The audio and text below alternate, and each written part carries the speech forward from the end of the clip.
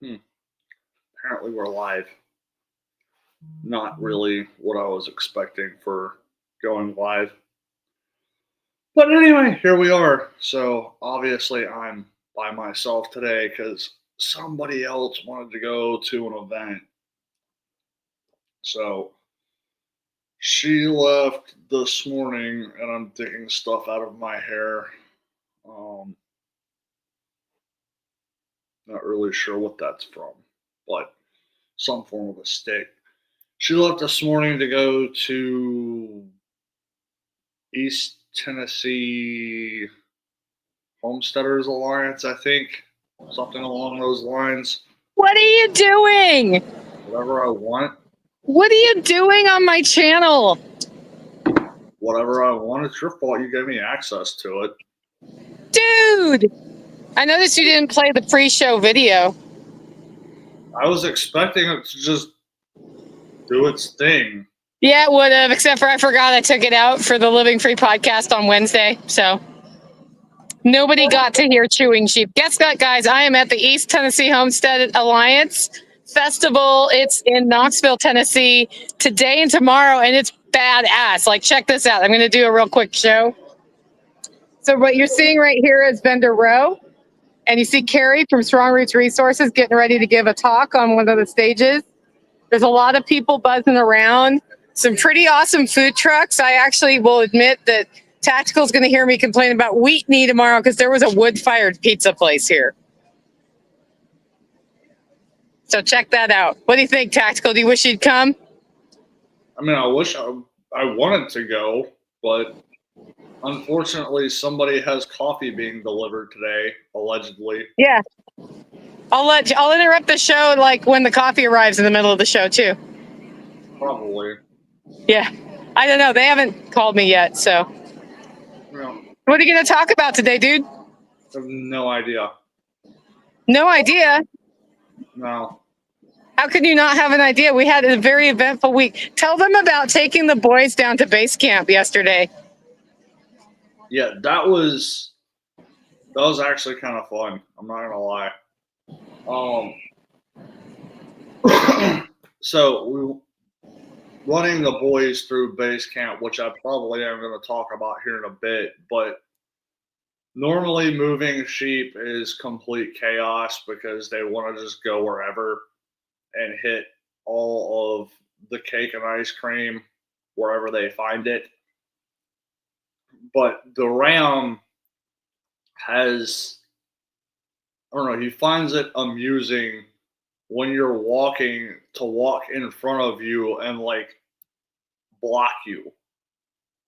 Well, I'm on the four-wheeler because I've got a 5-gallon jug of water and their water bowl and their food bowl and a scoop of feed and whatever else I had on the four-wheeler. And so he was trying to do that to the four-wheeler, which was fine because I just shifted into a higher gear and went faster so he couldn't actually cut me off. So we wound up kind of racing the four-wheeler. And then, of course, a couple of the little guys realized that they were getting left behind. So they went into panic run, trying to catch back up with everybody else. And everybody just ran straight into the paddock. So it actually went really smoothly as far as a move like that. Because I've measured that before. It's like a full, little over a tenth of a mile from driveway to driveway. But the boys are now in the pond area over at base camp, all the way down to the road. And if you're familiar with the property where the outhouse is, they're back to about right there. So at some point when I go back over there today, I've got the saw on the front of the four-wheeler and I'm going to drop a bunch of privet, or at least the limbs off of the privet so that they get some extra cake and ice cream. I wish they'd eat Perilla. I wish everything would eat Perilla, except Yeah. for people. Well, I'm going to let you continue to hijack my show. I'm going to go watch Carrie speak. But I wanted to give everybody sort of a look at what it's like here. All right. Anything you think I should tell them before I sign off? I don't know. You have anything from this week? Because I probably won't remember. What? Said anything you want Okay, specifically? Yeah, my internet just went out, dude. Sorry. Have fun. Bye-bye. I can't hear you. Okay. Still not working? Okay. Guess not. She's gone. Cool. Anyway, I guess the other thing we'll start with is this is the tomato harvest minus 1, about to be 2. Because, yes, I literally picked those like, I don't know, 30 seconds before I clicked live. So I literally picked those and walked back in the door and clicked live. So it's about as fresh as you can get. And they're good. But anyway, yeah, so moving the boys over to base camp was something that we've wanted to do for a while. It just hasn't been on the cards. And so right now we have the availability. They've eaten through everything over here. And, we just got done with, our summer heat wave, dry spell, whatever you want to call it. So, we haven't had a lot of stuff grow back yet. So it's like, okay, now's the perfect time to just go on and move them over there and let them run through there. And I'm guesstimating there's probably a good 3 weeks of food over there for them, which will take them almost to processing time / going back with the girls' time, depending on which ram you're talking about. So, it took me, I've got 2 paddocks set up over there right now, and it took me a good day per paddock to get those set up, just because there was a lot of hacking through some really interesting stuff. There's the backside of where they're at right now is going up the side of a ridge, and it's weird, contour lines. And there's like these rock shelves that step down. And when I say rock shelves that step down, I mean, some of the stuff's like 5 feet across from front to back. Some of it's like 30, 40, 50 feet front to back. And so it's like, pick one shelf and that's where you're going to run your fence line. And I had one section that's 5 to 15 feet front to back.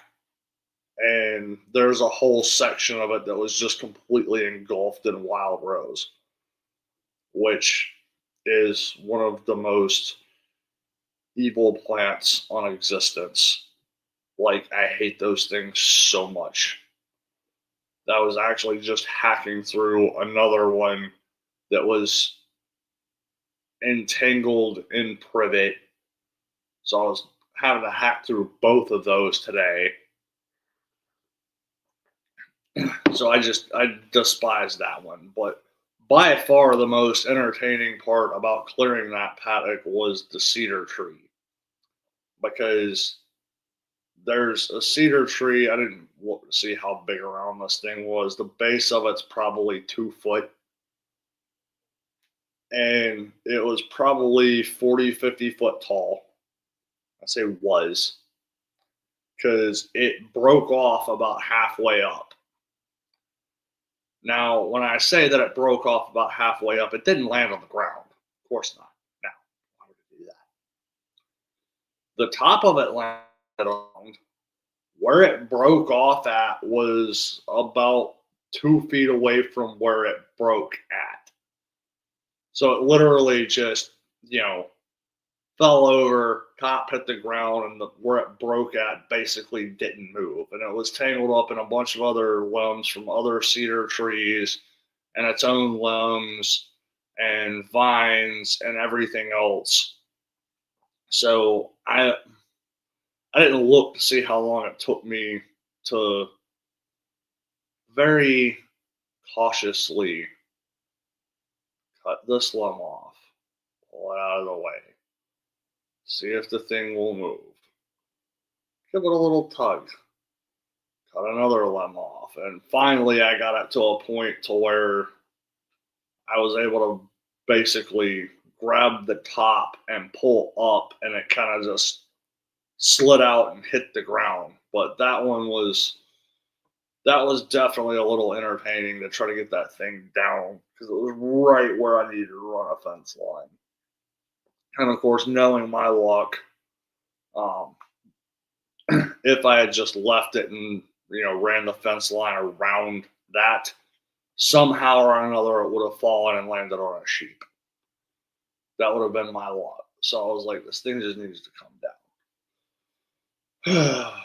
Which, speaking of which, there is another tree in the goat pasture that desperately needs to come down. And if somebody doesn't take a chainsaw to it soon, it's just going to take itself down. Because yesterday,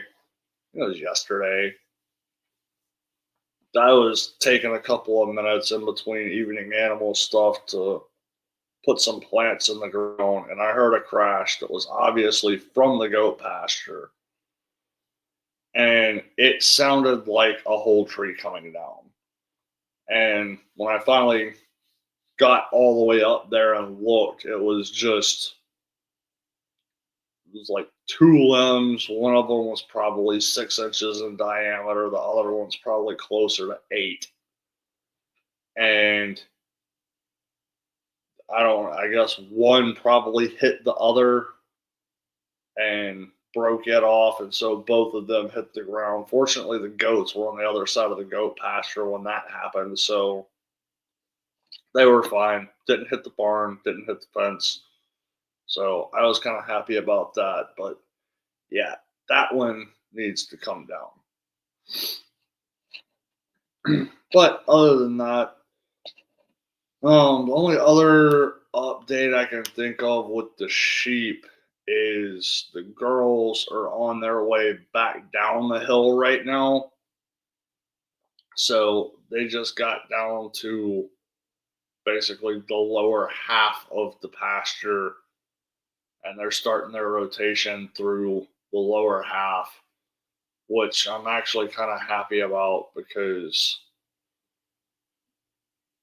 like the top half is difficult to get the paddock lines cleared, and like particularly the top left, which is where they just were, is just a nightmare. I'm finally getting to a point to where I can actually run the rest of the permanent fence up there for the perimeter, which will make it a little bit easier.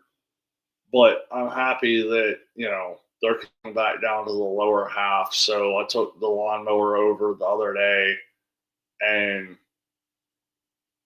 ran that across 95% of the paddock lines. And then there's a couple of spots where you got to go back with the weed eater and clear like 5 feet. 5 feet here, 5 feet there. Just because, there's one spot where it just drops off. So it's like, yeah, you're not running the lawnmower there. Or at least you could run it there once. We'll just put it that way. And then you're going to need a winch or a crane. Maybe. But anyway. So, yeah, the girls are on their way back down. But other than that, I mean, that's about it with the sheep. Rabbits are being rabbits, we were supposed to process a bunch of them the other day, and with everything going on, that did not happen. So most of these guys are past the point to where you would want to process them for like people food because they're going to start getting like tough. So they are now all slated for dog food. And I did take two of them over to the boys the other day, which is interesting. People are always like, well, how do you process them for feeding them to the dogs? I literally take the rabbit over there and I throw one in one place and the other about 5 to 10 feet away so that the dogs don't fight over them. That's literally all I do. I'll batch them beforehand. I don't do that live. But I did, I don't know what it was, but I did go up the other day and I didn't get close enough to see what it was, but apparently they found something. I'm guessing it was probably an armadillo. But yeah, it was very clearly at this point dead, and the boys were having a debate over who got to have it. And when I say debate, one had one end and one had the other end. Why there was a debate over who was going to have an armadillo, I don't know, because they weren't going to eat it. You know, take that as a sign from God that, you know, if the dog won't eat it, you probably shouldn't. So people that are like, oh yeah, I'd try an armadillo. Yeah, no. No. Yeah, the John Willis method of rabbit processing. Yeah, that's basically what we're going with for the rest of these. And on that note, also, I don't, I have no idea how old these babies are, but they're probably mature enough to get the job done. So I have a feeling that we need to get the rest of these guys out of there and into the freezer, and then probably just gonna go on and throw nesting boxes in for the just in case factor. So, I don't know. I'm not good enough to be able to tell rabbits pregnant or not. Like, I basically figured it out for the sheep, but that gets kind of obvious at a certain point. Rabbits, not so much. But anyway, that's about it with them. The ducks are still molting, so I don't know when we're going to get eggs off of them again. I do have one of the muscovies is apparently sitting on eggs somewhere. I have no idea where. Like, I've tried to watch, like, there's been 2 or 3 times where usually in the morning, like when I go to let everybody else out, she will come out and go in the coop to see if there's any food left. And, you know, kind of try to watch to see where she goes, but I have not figured out where she is sitting on eggs at. But she's got a nice hiding spot somewhere. The last time this happened, one of them found a little cave up in a bunch of rocks. And like it was kind of the same deal. Like she went in to get some food and then she came back out and I followed her and watched her walk underneath this rock and just disappear. And so I went over there with a flashlight and managed to find an angle in between two of the rocks where I could shine a flashlight in and see that she had a nest up in there. So apparently, I don't know, like I checked that spot, but she's got a nest somewhere and I did not make a note of when she started sitting on eggs, so that was probably a week and a half ago, so she's still got a while yet if she's actually sitting on eggs. But yeah, so there's that, and then of course we've got the chickens over at base camp now, which were all older birds that were due for retirement, and we're basically putting them up in a nice retirement home now because the only thing that we really wanted out of them was to absolutely murder every single chigger at base camp because they were bad. They're not bad now. So girls are definitely doing their job, but they're also outperforming the ducks. Like, I don't know how many ducks we have. There's 20 some odd ducks and there's 4 chickens. And the 4 chickens are putting out more eggs than all of the ducks put together. So I didn't check this morning to see how many they had, but they've been averaging at least one a day. And there's a couple of days where they've had 3 eggs. So at least we got some fresh chicken eggs right now,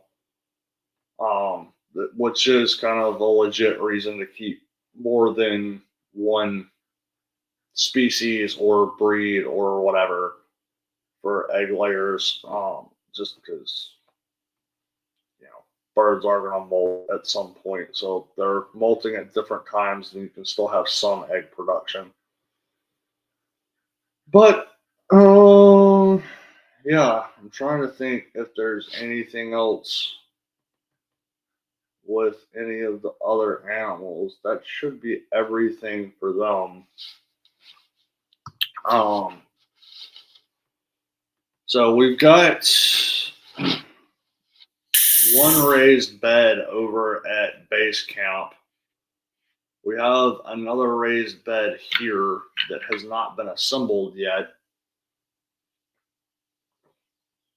And I am debating whether or not to put that one over there or over here, because we've got a spot to put another one over there, but I got a feeling it's going to end up over here just because we've got 2 beds over here that are assembled basically in place, and I just need to get them adjusted to the final height and leveled off.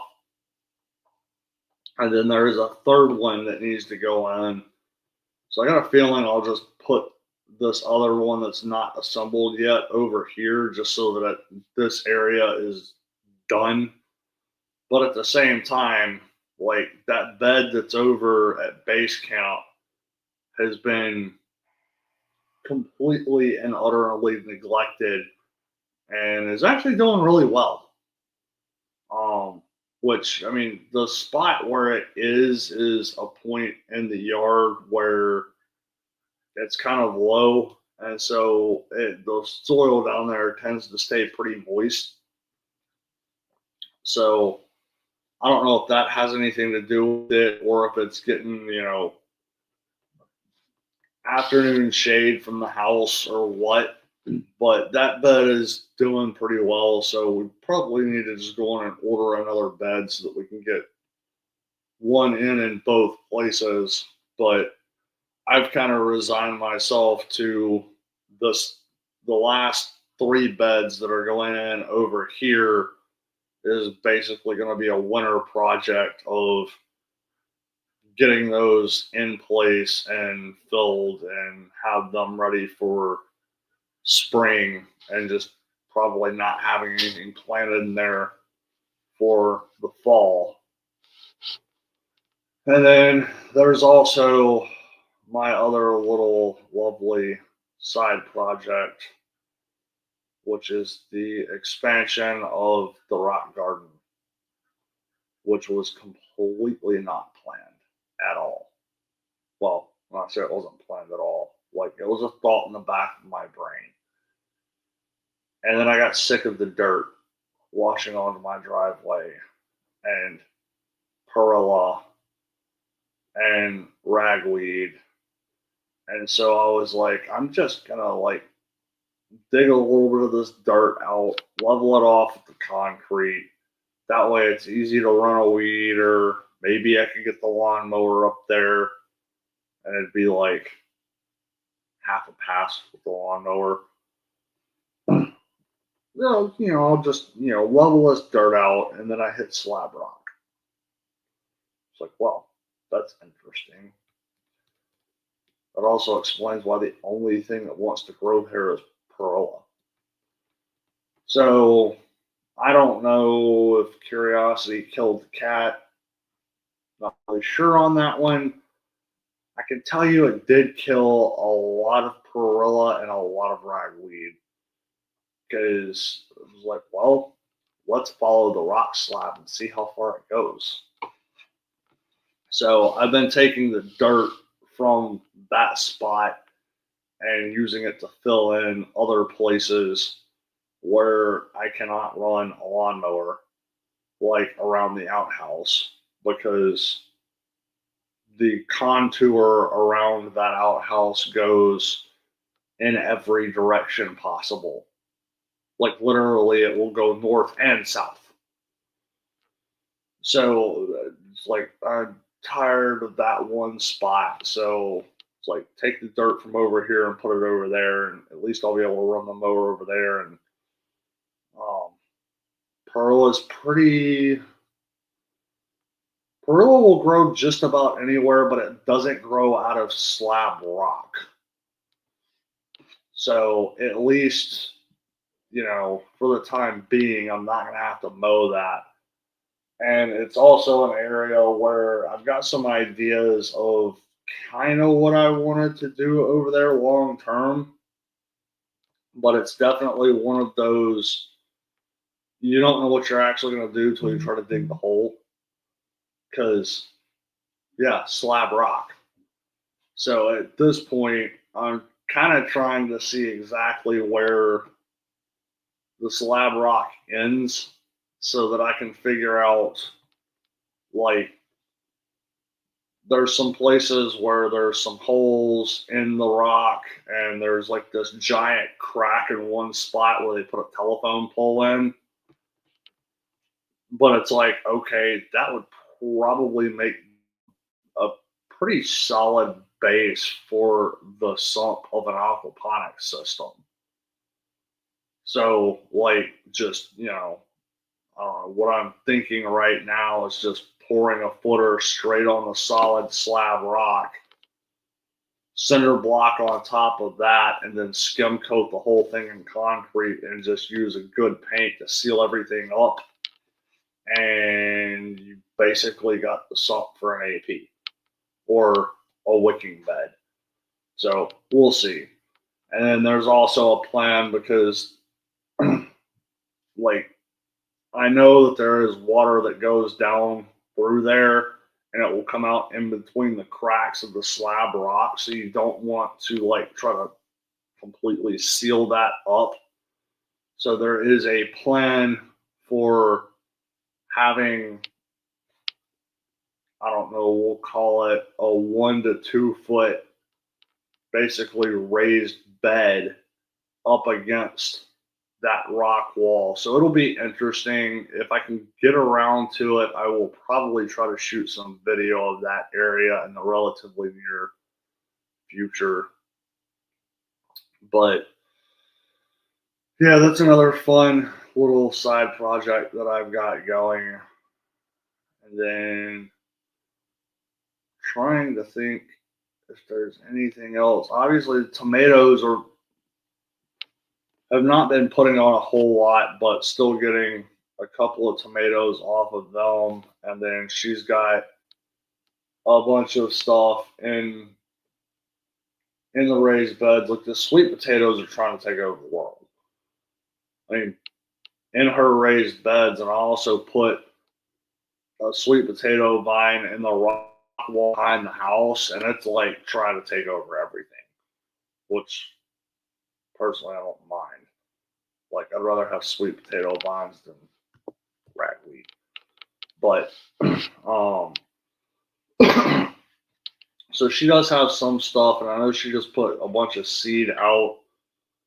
Like, a lot of my stuff that I've got growing, like down in the rock garden, it's all herbs and peppers, and the peppers have basically stopped putting on at this point because cooler weather. And then the herbs, like some of it's doing well, some of it's trying to bolt and go to seed. It just runs the gamut. But then, speaking of the rock wall out back, that was another push that I made a couple of weeks ago, was to try to start filling in some of the gaps in between those rocks. And there was a ton of poison ivy and Virginia creeper and ragweed and perilla, and it seems like there was another invasive that was back there that I can't think of what it was right now. But it was a nightmare. So I yanked a bunch of that stuff out and filled in between the rocks and threw in, all the mints and some oregano and that sweet potato vine. And most of that stuff is doing pretty well right now. It's definitely all established at this point and pretty well rooted. So we'll see what that area looks like come springtime. I'm going to be really interested to see exactly what happens with that, because there's spots where, there's a big rock and I put some mint underneath it, and it started growing up in between that rock and the one next to it, and is now coming out on top of that big rock. And then some of that stuff, I intentionally laid it in between rocks like that and tried to get it to root in there. So I'm going to be really curious to see what that does next year, and like particularly whether that stuff is exploding enough to basically block out anything like the ragweed or the perilla from coming up, which is the ultimate goal. Like, yeah, harvesting off of that stuff is like a byproduct, which is nice. I am doing that. But that's another area where I'm really interested to see what's going to happen with that long term. But I'm trying to think if there's anything else. I mean, I don't think we've had any other great animal escapades or anything else aside from, trees falling, people being gone, coffee's supposed to be delivered. I'm really hoping to go to town today. That's probably not going to happen because I'm still sitting here waiting on coffee. But, yeah.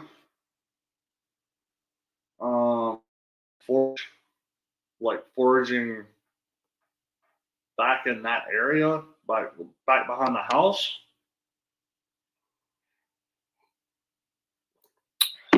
Trying to think. Oh, that is another thing. Speaking of foraging, like I completely anywhere.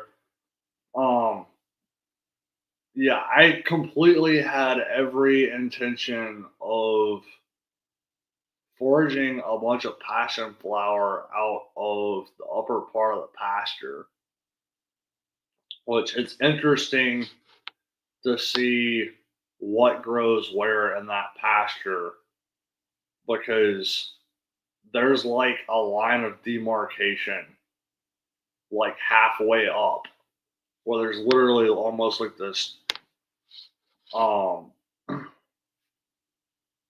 almost like a terrace going across, and the upper half, like the passion flower, just explodes.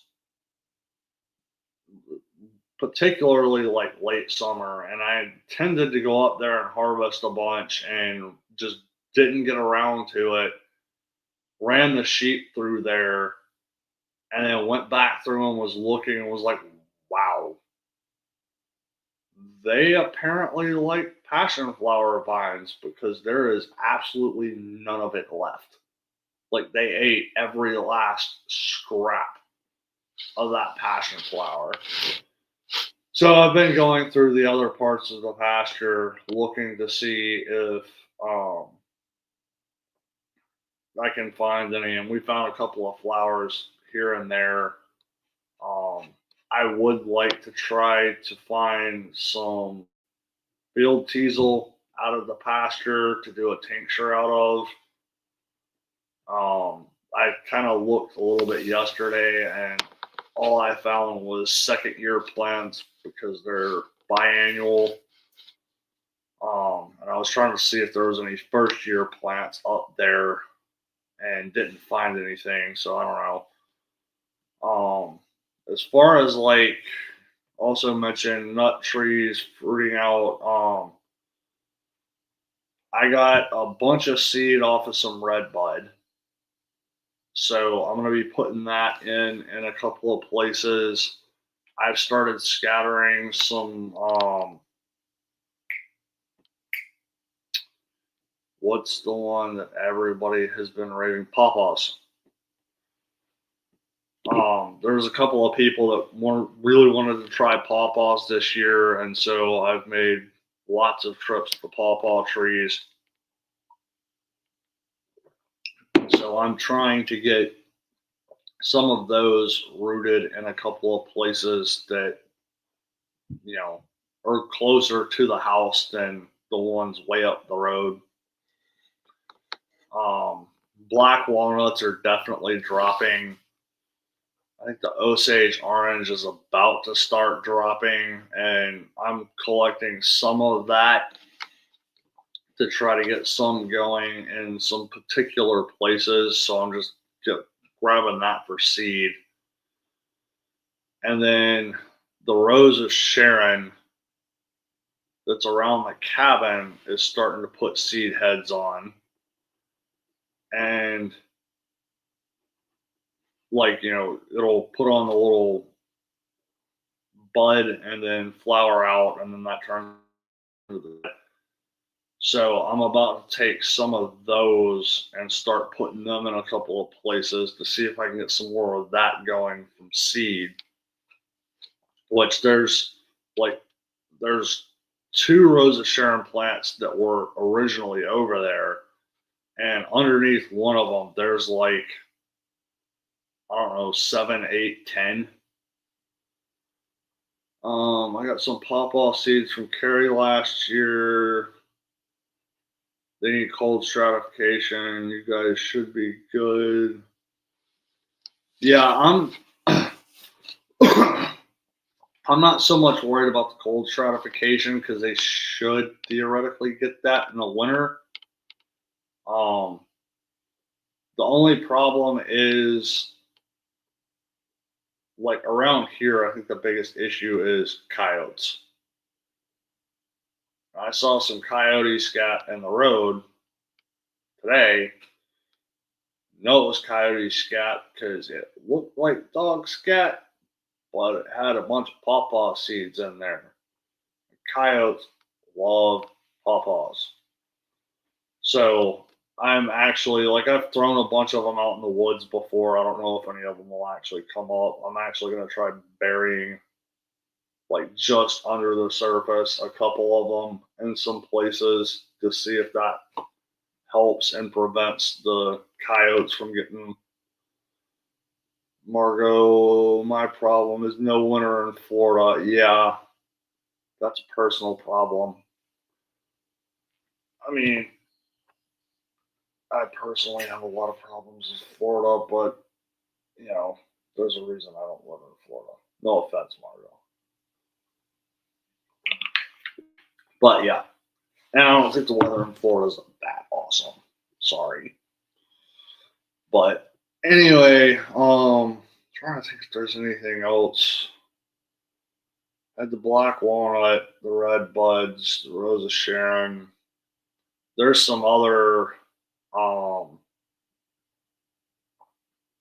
Wait, ever made a green walnut hull tincture? No. Need more information on that. I've thought about doing the black walnut hulls.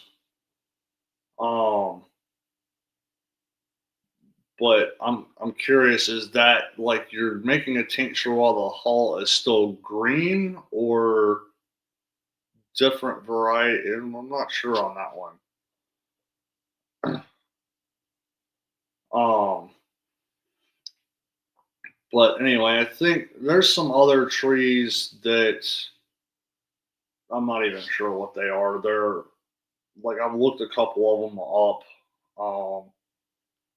A couple of different varieties of poplar. Um, I think there's some hickories and stuff that are all up the upper end of the pasture. So I've been pulling. Um, I've been pulling some of the seeds and acorn and all that from up there, and gonna try to get those going in a couple of other places. It's honestly kind of interesting how there's like tree cliques around here. Like all the cedars are over there, and all of the poplars are over there, and like I don't seem to want to intermingle that much.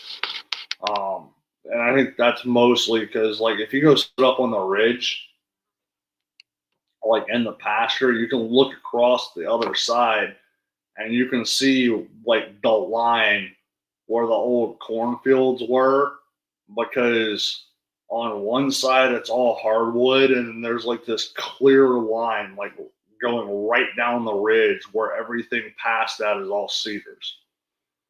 So yeah, microclimates too. There is, I mean, there is a good bit of that in the holler because of the terrain. Like that's one of the things in the wintertime is like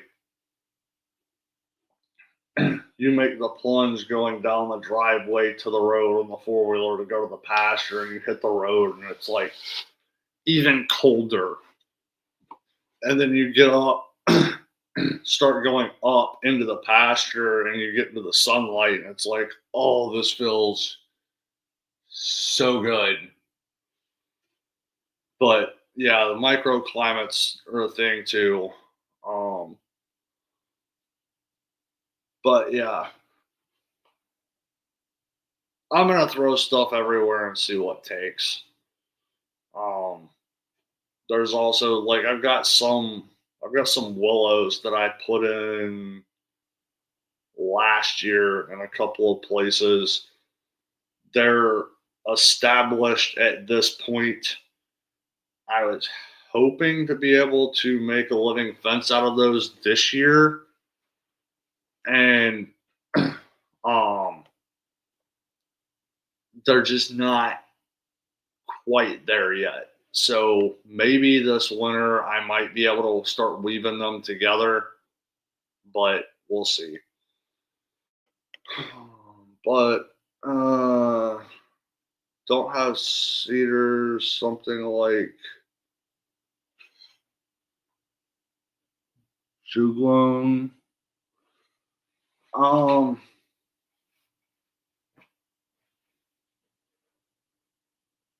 I'm not sure on that one.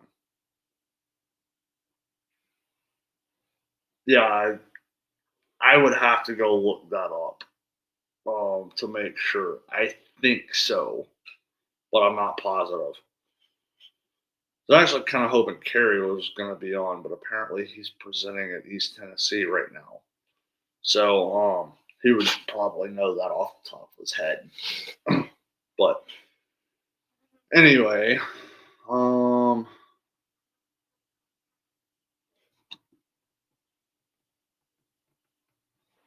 like walnuts can be Stand-a-fish? I'm not sure what that means. Or standoffish. I'm guessing there was supposed to be an extra F in that. Yeah, so I know the black walnuts have some chemical in there that nothing will grow under it, which I'm sure some things won't grow under it, and same thing with cedars. I have heard the same thing about cedar. I got stuff growing under them. Ragweed grows under them. Pearl grows under them. Grass grows under them.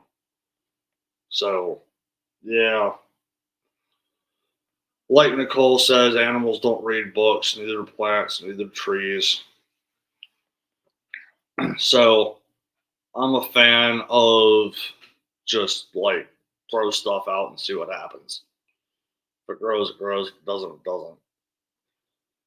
I've killed a lot of lavender this year because everything else I put in those spots did great, except for the lavender.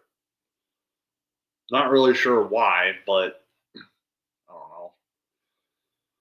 Probably try to figure that one out for next year. But anyway, not seeing any other questions, so I think and I can't think of anything else, so I think I'm going to go back over and probably go cut some privet for some sheep. So, yeah, that's how I garden too. Plant if it lives, it lives. Yeah. I've had pretty good luck with that one, Margot. So, yeah. All right, guys. Well, anyway, I guess till next time.